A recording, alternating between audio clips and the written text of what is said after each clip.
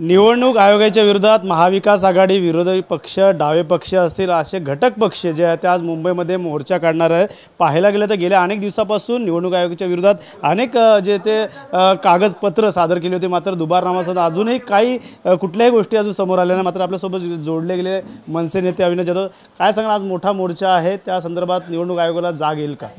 मला असं वाटतं की निवडणूक आयोगाला जाग येऊ न येऊ महाराष्ट्रातल्या मतदारांना जाग येईल आणि हा जो मोर्चा आहे आमचा ना तो महाराष्ट्रातल्या मतदाराला प्रेरित आहे की तुमचं ओट, तुम्ही जे मतदान करताय ते मतदान हे दुसऱ्याच कोणाला तरी जातं आहे, तुम्ही ज्यांना मतदान करताय त्यांच्यापर्यंत तुमचं मत पोचत नाही आहे आणि त्याच्यामुळेच जे सरकारमध्ये जे काही मंत्री बसलेले आहेत किंवा सत्तेत बसलेली जी लोकं आहेत त्यांना माज आलेला आहे आणि त्यांनी भ्रष्टाचार वाढवलेला आहे, त्यांना हवंय तर केलं जातं आहे आणि हे सगळं जर हे करायचं असेल तर आत्ता निवडणुका या बॅलेट पेपर व्हायला पाहिजेत आणि ह्याच मागणीसाठी आज आमचा मोर्चा आहे। स्थानिक स्वराज्याच्या निवडणुका पाहता सत्ताधारी म्हणतात की त्यांना लोकसभेला जाग न आली का, मात्र विधानसभेसंदर्भातले अनेक सबूत तुम्ही दाखवले, त्यानंतर आता दोन्ही ठाकरे बंधू एकत्र येतात त्यांना। मला एक सांगा, आम्ही ज्या मतदार याद्या दाखवतोय सत्ताधाऱ्यांनी यावं आणि सांगावं एक खोटं आहे, एका महिलेचं नाव महाराष्ट्र आहे हे एकदा त्यांनी मला पटवून द्यावं, आम्ही ते जे बोलतील ते करायला तयार आहोत।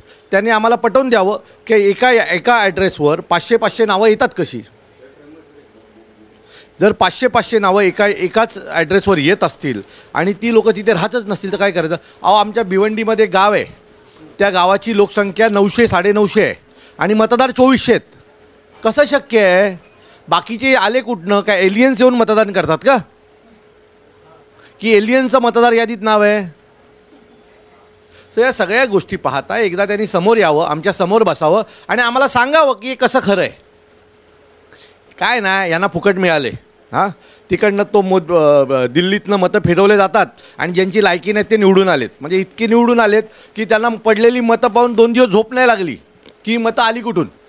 त्यांनी आम्हाला नाही शिकवायचं, आता आम्ही तुम्हाला शिकवणार की खोटी मतं घेऊन निवडून आलेल्यांना आम्ही घरी बसवणार। या मोर्चाला सत्याचा मोर्चा असं नाव दिलेलं आहे आणि दोन्ही ठाकरे बंधू आणि काँग्रेस देखील आणि सर्वच एकत्र आलेले आहेत। मला असं वाटतं पवारसाहेब आहेत, आदरणीय राजसाहेब आहेत, उद्धव ठाकरे आहेत, सगळेच विरोधी पक्ष आज एकत्रपणे रस्त्यावर उतरतील आणि महाराष्ट्रातला जो मराठी मतदार आहे किंवा जो काही मतदार आहे त्याला त्याच्या वोटची किंमत, मतांची किंमत काय ती पटवून देण्याचं काम करतील। नक्कीच हा जो मताचं पटवून देण्याचं काम जे आज या ठिकाणी होणार आहे, पाहायला गेलं तर जो मतदार यादीमध्ये घोळ करण्यात आलेला आहे त्या अनुषंगाने अनेक याद्या सादर करण्यात आलेल्या आहेत, मात्र सध्या तरी निवडणूक आयोगाने या संदर्भात काहीच उत्तर दिलेलं नाही। मात्र पाहायला गेलं तर आजचा मोर्चा जो आहे तो मोठ्या प्रमाणात एल्गार मोर्चा असणार आहे। मनसे पक्ष, ठाकरे पक्ष असतील, या शरदचंद्रजी पवार पक्षाकडनं हा मोर्चामध्ये अनेक पदाधिकारी, नागरिक जे ते उतरणार, काँग्रेस देखील असणार आहे, घटक पक्ष देखील असणार आहे, डावे पक्ष देखील असणार आहे। त्यामुळे येणाऱ्या काळात आता निवडणूक आयोगाला जरी जाग आली नाही तरी महाराष्ट्राला जाग आली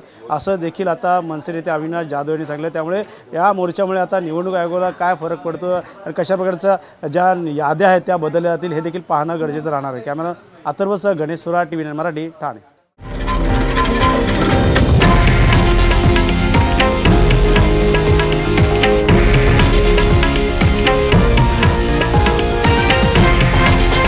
हे आहे देशातील नंबर 1 न्यूज नेटवर्क आणि आपण पाहत आहात TV9 मराठी, एकमेव।